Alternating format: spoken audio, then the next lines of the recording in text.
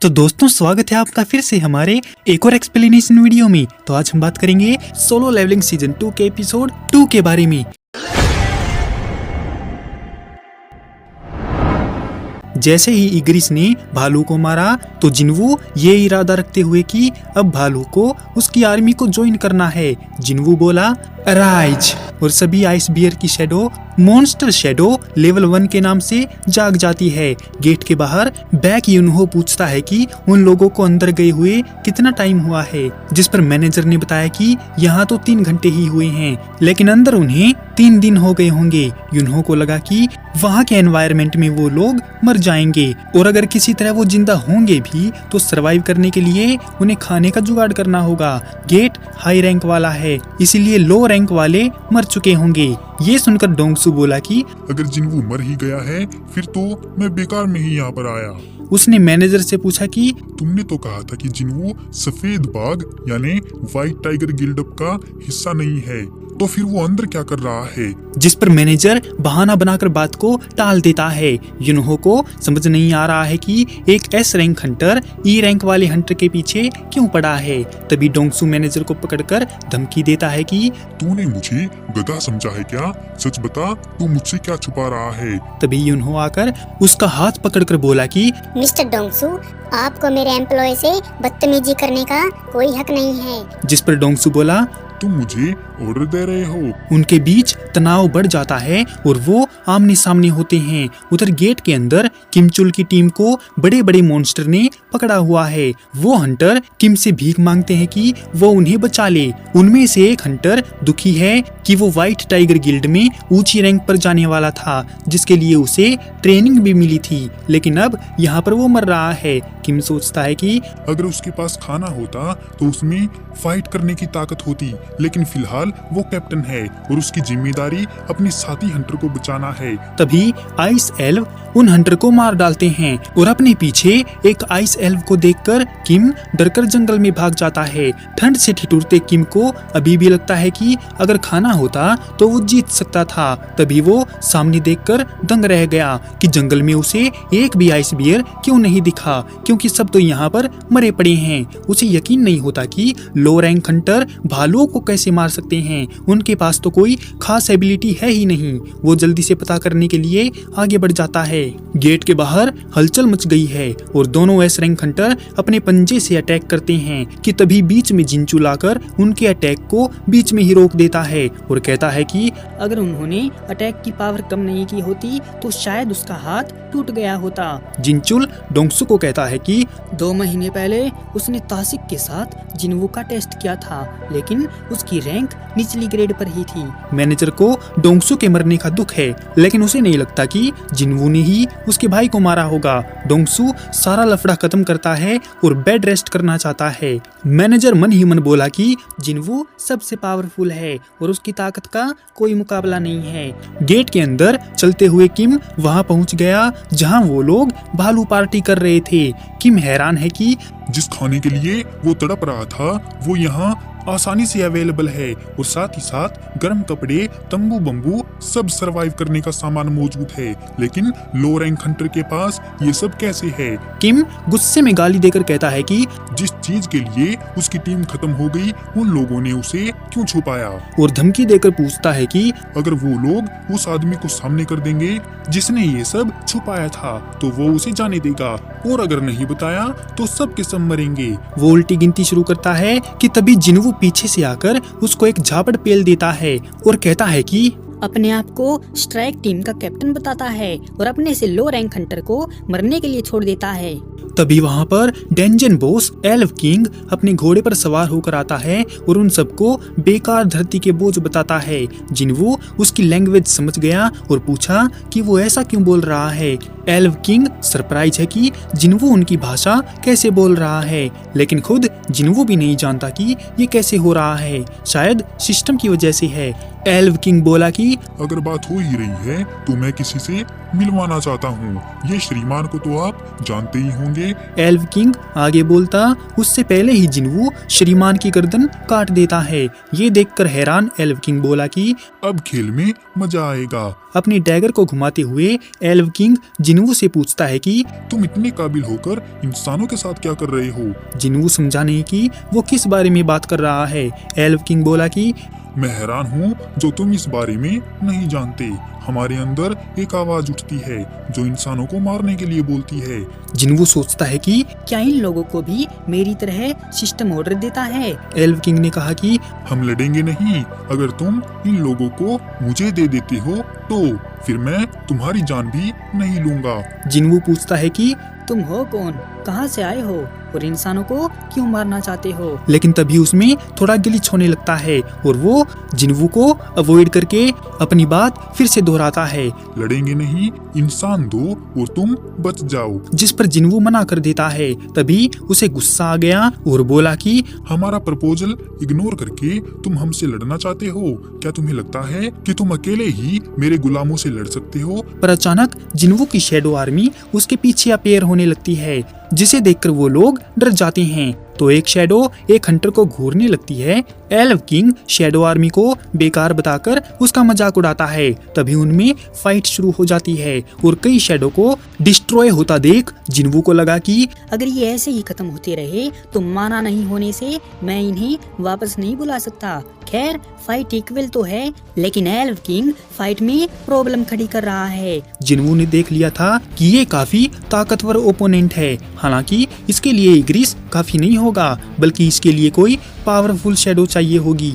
एल्व king ने बताया कि उसका नाम बारूका है और वो सामने वाले का नाम जानना चाहता है। जिन्वू अपना नाम बताते हुए तलवार किम के पास गिराता है और तेजी से बारूका की तरफ बढ़ता है और एक छलांग लगाकर बारूका पर अटैक करता है। लेकिन बारूका आसानी से बचते हुए जिन्वू के डैगर को पैर के नीचे दबा लेता है। जिन्वू एक और अटैक करने की कोशिश करता है, लेकिन बारूका एक लात मारकर जिन्वू को दूर फेंकता है। तभी जादूगर वहाँ एक ब्लास्ट करके जिन्वू को थोड़ा टाइम देता है और उसी टाइम पर किम जाग जाता है। उसे याद आया कि जिसने उसको लाफा मारा था वो जिन्वू था, तो इसका बदला लेने के लिए किम स्वॉर्ड उठाकर जिन्वू को मारने भागता है और दूसरी तरफ से बारूका भी भागता हुआ आ रहा है। वो जिन्वू पर टोंट मारता है कि अब दोनों तरफ से आते हुए अटैक से जिन्वू कैसे बचेगा। तभी जिन्वू समन करता है इग्रिस द ब्लड रेड को, जो जिन्वू के पीछे से आ रहे अटैक को रोककर किम की चेस्ट में अपनी तलवार डालकर उसको मौत के घाट उतार देता है। जिन्वू खुश है कि जैसा उसने सोचा बिल्कुल वैसा ही हुआ और किम अपने आप को बेवकूफ कहता है जो उसकी चाल को समझ नहीं पाया। ये देखकर बारूका ने कहा कि ये काफी मजेदार है, लेकिन मैं अभी बाकी हूँ लौंडे। तभी जिन्वू बोलता है राइज और किम चुल की शैडो चिल्लाते हुए बहुत बड़ी होकर उठती है और जिन्वू के आगे झुक जाती है। सिस्टम जिन्वू को उसका नाम रखने को बोलता है। अब चुल का नाम यहाँ लोहे के नाम से मेंशन है, तो जिन्वू उसका नाम आयरन रख देता है और आयरन लेवल 1 के साथ नाइट रैंक पर है। बारूका बोलता है कि एक सोल्जर के साथ तुम मुझे हरा दोगे? तभी आयरन बहुत तेज रोर करता है, जिससे बारूका तंग होकर गुस्सा हो जाता है और कहता है कि तुमने मुझे एक और इंटरेस्टिंग आदमी से मिलवाया है।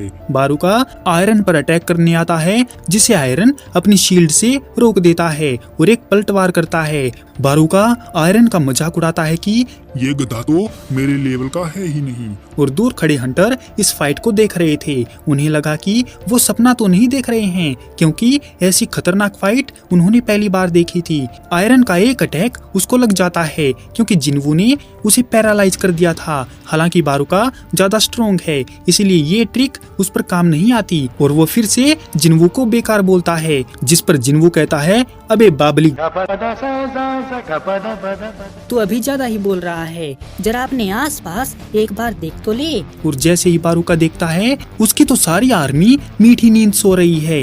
ये देखकर बारूका गुस्से में पागल हो जाता है और जिन्वू को मारने भागता है। जिन्वू अपना डैगर निकालकर उसकी तरफ फेंकता है। क्या मतलब कि हम नहीं जानते कि ये डोमिनेटर टच की वजह से है। मौका देखकर आयरन बारूका को पीछे से पकड़ लेता है और जादूगर वहाँ बहुत बड़ा ब्लास्ट कर देते हैं। इसके बाद तो बारूका बहुत ज्यादा गुस्सा हो गया और सबको जान से मारने की धमकी देने लगा। तभी जिन्वू इनविजिबल होकर उस पर बढ़िया वाला अटैक करता है और बोलता है कि अब लड़ाई खत्म होने को है। जिसके जवाब में बारूका कहता है कि इतनी जल्दी नहीं, भूल गया तेरा सामना किससे हो गया है? लेकिन तभी पीछे से आयरन बारूका पर अटैक करके उसका काम तमाम कर देता है। जिन्वू फिर से दोहराता है कि मैंने बोला था ना, ये खत्म होने वाला है। डेंजन बॉस के मरने से जिन्वू का लेवल अप हो गया, लेकिन जिन्वू ने देखा कि आयरन उसको अभी भी पीट रहा है।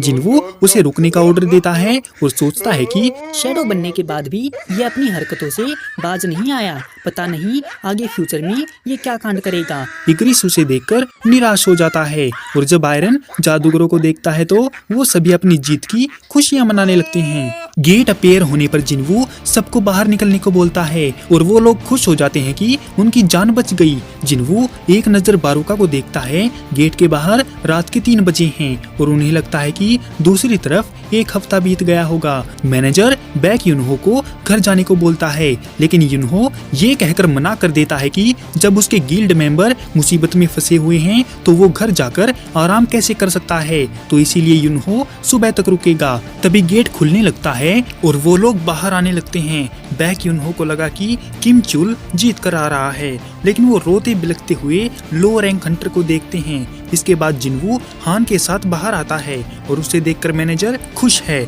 कि जैसा उसने सोचा बिल्कुल वैसा ही हुआ। जिन्वू बाहर निकल आया। बैक युनहो किम के बारे में और अंदर क्या हुआ वो पूछते हैं तो उन्हें पता चला कि सब लो रैंक वाले ही बच पाए हैं। उनमें कोई ए या बी रैंक वाला हंटर था ही नहीं। जिन्वू हान को घर पर ड्रॉप करने की बात कहता है और जैसे ही वो जाने लगते हैं तो युनहो जिन्वू को रोककर बोला कि मुझे तुमसे बात करनी है। जिस पर जिन्वू बोला कि मैं काफी थकान महसूस कर रहा हूँ, अगर आपको कुछ पूछना है तो अपने गिल्ड मेंबर से पूछो। वो जिन्वू को बोलता है कि क्या तुम मुझे नहीं जानते? मैं व्हाइट टाइगर गिल्ड का गिल्ड मास्टर बैक युनहो हूँ और हमने इस रेड में काफी मेंबर को खो दिया है, इसीलिए मास्टर होने के नाते मुझे हक है कि मैं तुमसे सारी बात पूछूं। जिन्वू उसे घूरते हुए बोला कि अगर आप मास्टर हैं तो मैं क्या करूं, मुझे घंटा फर्क नहीं पड़ता। और शायद आपको याद नहीं कि मैंने बाकी के 3 हंटर को बचाया है, इसीलिए आपको मुझे थैंक यू बोलना चाहिए। युनहो थोड़ा रुककर बोला कि तुम सही कह रहे हो, मुझे माफ करना। जिन्वू हान को लेकर चला जाता है और बैक वहाँ बैठी पार्क से जिन्वू के बारे में पूछता है तो वो बोली कि मैं इसके बारे में ज्यादा कुछ नहीं जानती, लेकिन उसने अंदर डेंजन बॉस को मारा है और उसके ऊपर 3 बार कोई टोटका बोला था। तभी मैनेजर बोला कि सर वो कोई बुरा आदमी नहीं है, वो अच्छा इंसान है। लेकिन युनहो की प्रॉब्लम ये नहीं है, बल्कि वो तो इस बात से परेशान है कि अब तक उसने जिन्वू को अपनी गिल्ड में क्यों नहीं मिलाया। युनहो उसका कॉन्फिडेंस देखकर काफी इम्प्रेस हुआ है और वो हर हाल में जिन्वू को अपनी गिल्ड में लेना चाहता है। जिस पर मैनेजर आहान बोला कि मैं पूरी कोशिश करूंगा। गाड़ी चलाते टाइम जिन्वू को याद आता है कि जब उसने बारूका की शैडो को उठाने की कोशिश की थी तो वो 3 बार फेल हो गया था। शायद ऐसा इसीलिए था कि वो जिन्वू से ज्यादा पावरफुल था, लेकिन जिन्वू को उसका डैगर जरूर मिल गया था जो ए रैंक वाला आइटम था। हान के घर पहुंचने पर हान शर्माते हुए उसको थैंक यू बोलती है और जल्दी ही फिर से मिलने की बात कहती है। जिन्वू ने देखा कि सुबह के 4 बजने वाले हैं और उसे जिनी के साथ रेड पर भी जाना है। इसके बाद हम जिनी को देखते हैं जो हमेशा की तरह सूट बूट पहनकर रेडी होता है और जिन्वू उसे खुद लेने जाता है और उसे ड्राइविंग सीट पर बैठाकर खुद पीछे बैठ जाता है और बताता है कि रास्ते में उन्हें एक लड़की को पिकअप करना है। जिन्वू कॉल करके उसे बाहर निकलने को बोलता है। जिनी समझ नहीं पाता कि इसके पास लड़की का नंबर भी है, कहीं जिन्वू उसके साथ रिलेशनशिप में तो नहीं है। हान के घर के सामने पहुंचने पर जिनी कहता है कि सर क्या मैं उनको मिस बोल सकता हूँ। जिस पर जिन्वू बोला कि अरे ऐसी कोई बात नहीं है, वो मेरी बहन की दोस्त है बस। इसी के साथ ये एपिसोड यहीं पर खत्म हो जाता है। तो दोस्तों कैसी लगी आपको सोलो लेवलिंग सीजन 2 के एपिसोड 2 की ये एक्सप्लेनेशन वीडियो? अगर आपको ये वीडियो पसंद आई हो तो इस वीडियो को लाइक और हमारी चैनल को सब्सक्राइब जरूर करें। आपका हमारी वीडियो देखने के लिए बहुत बहुत धन्यवाद और शुक्रिया।